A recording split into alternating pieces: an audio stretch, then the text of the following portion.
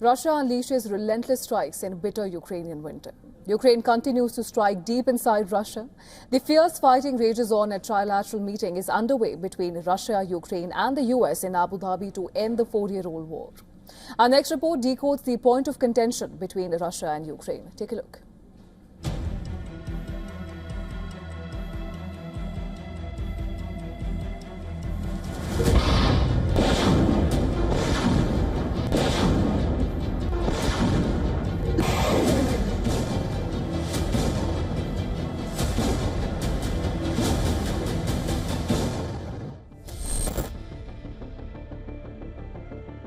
Arctic temperatures, no heating and days spent in absolute darkness. Kyiv has plunged into the worst winter energy crisis in the last 4 years of the war. Russia's relentless missile and drone strikes are taking a toll on the country's energy infrastructure. 2 weeks after a massive Russian attack crippled the power grid in Kyiv and cities across the country, the residents are still in the grip of power and heat blackouts.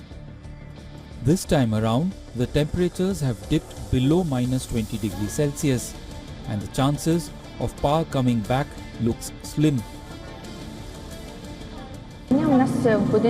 Our building has electric heating. It's extremely cold there, 5 to 7 degrees Celsius, and living like that with a small child isn't normal. The elevators don't work, and since I'm pregnant, it's very hard for me to walk up to the 10th floor.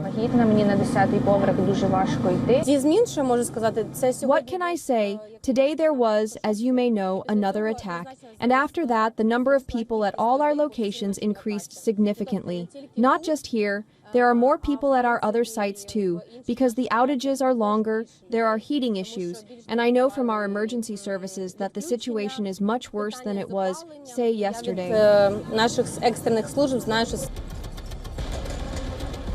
Russia has continued to strike Ukrainian cities even as repair work is underway. Ukraine claims several killed in Russian drone attack in Donetsk region.